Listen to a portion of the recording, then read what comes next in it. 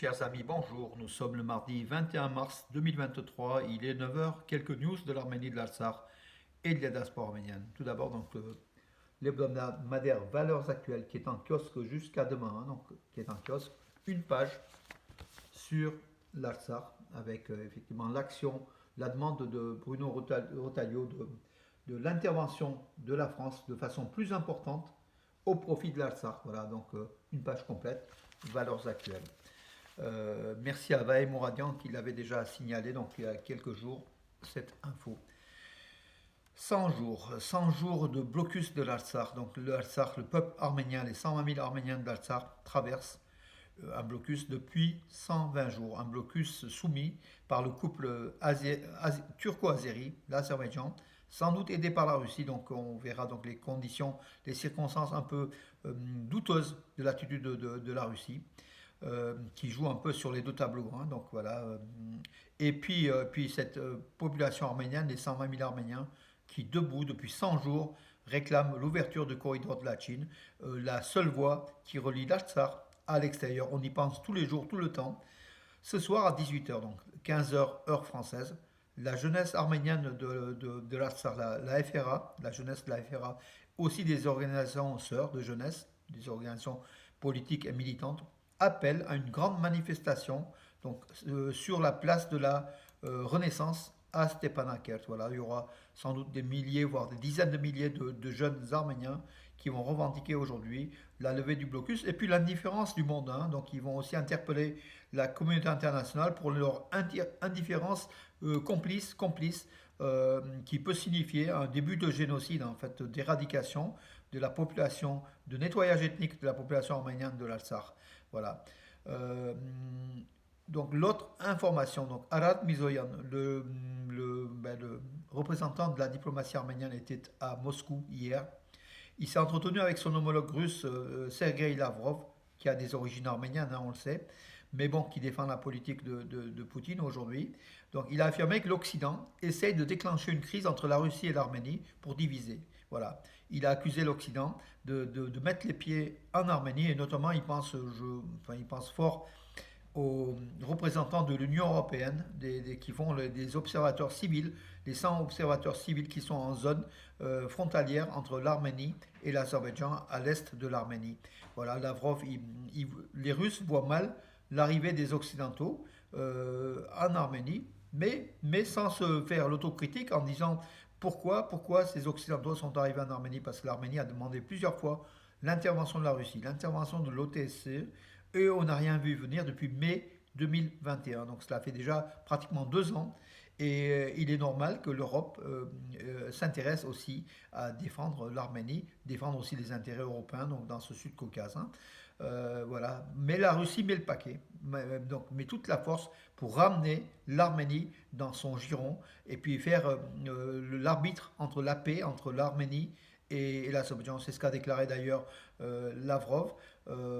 Ils vont mener, comment dirais-je, Moscou prétend une nouvelle fois prendre l'initiative du rapprochement entre Arménie et l'Azerbaïdjan pour des négociations de paix sous la houlette de Moscou, bien sûr, qui ne veut pas lâcher l'Arménie dans ce Sud-Caucase qui est stratégique pour elle.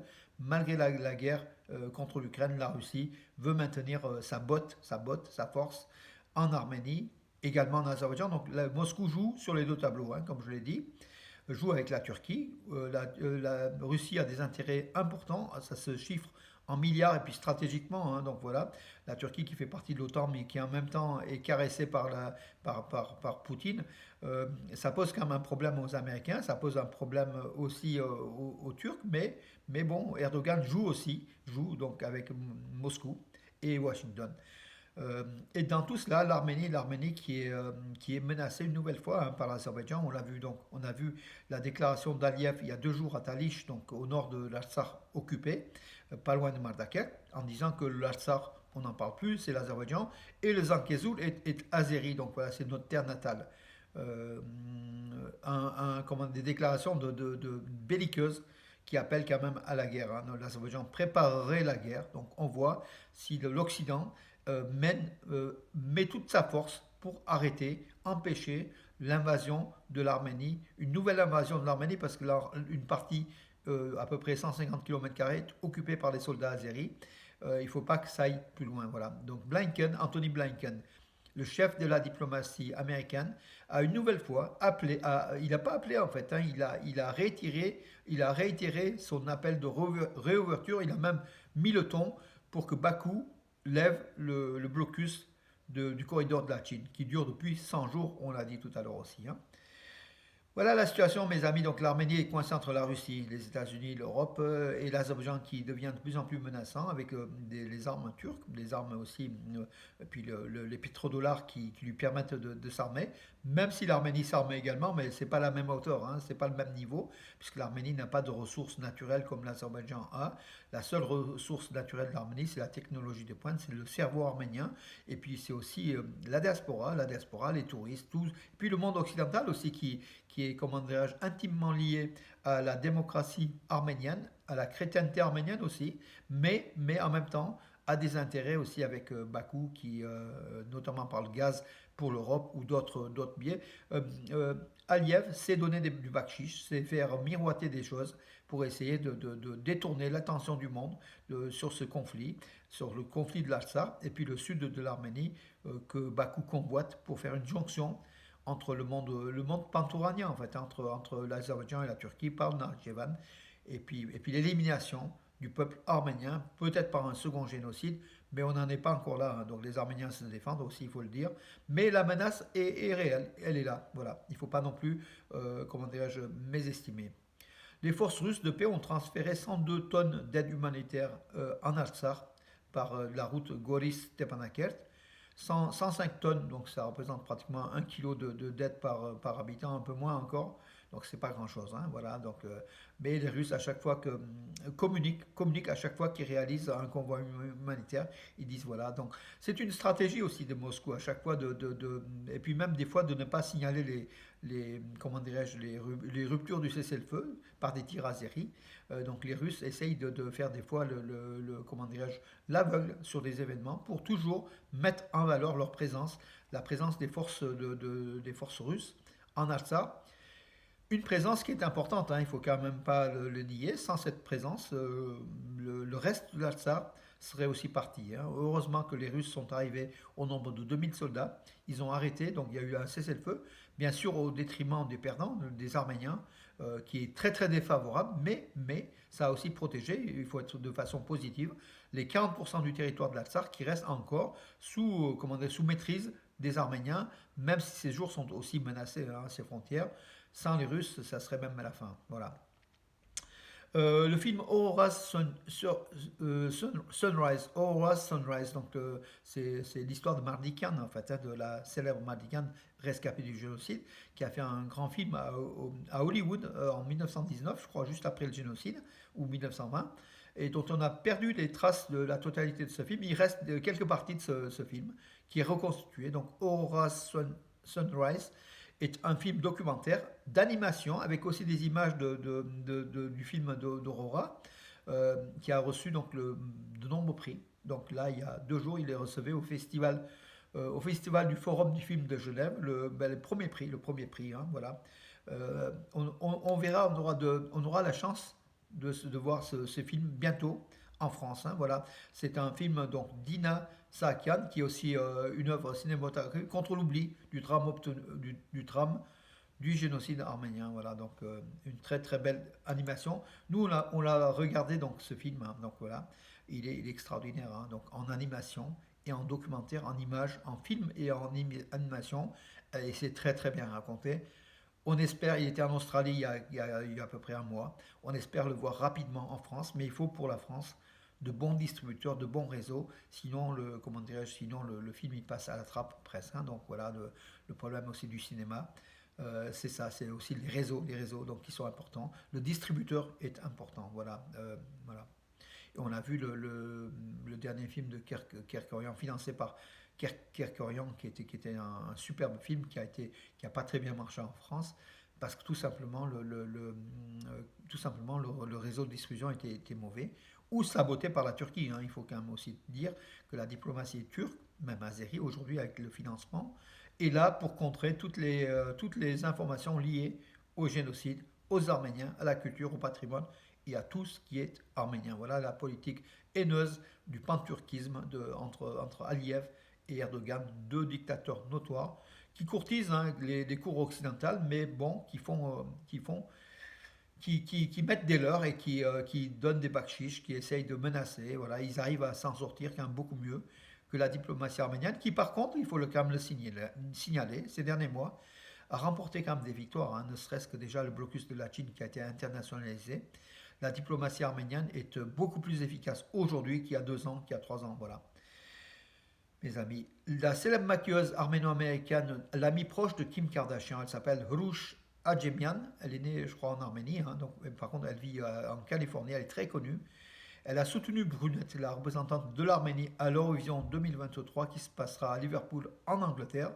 Et Brunette, justement, la chanteuse qui représentera l'Arménie, sa chanson, sa vidéo, a déjà dépassé 2,2 millions, 2,3 millions vues, qui place en deuxième position des vidéos les plus vues de l'Eurovision 2023 à l'heure actuelle. Hein, voilà.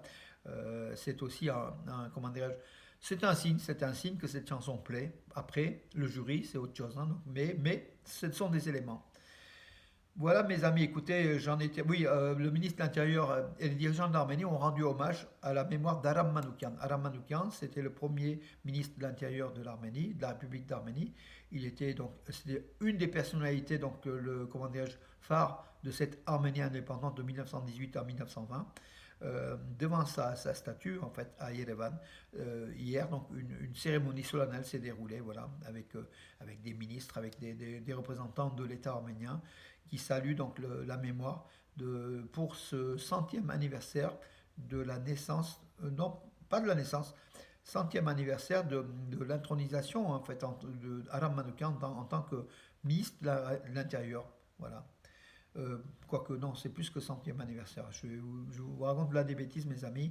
L'anniversaire du fondateur de la République d'Arménie, c'était en fait, oui, c'était son anniversaire à lui. Donc il était né le 19 mars 1879 dans le village de Davidbek dans la région de Sionik. Et son nom, d'ailleurs, Adam Manoukian pense que c'est un nom, c'est pas son vrai nom. En fait, son vrai nom, c'était Sarkis Hovhannisyan. Sarkis Hovhannisyan.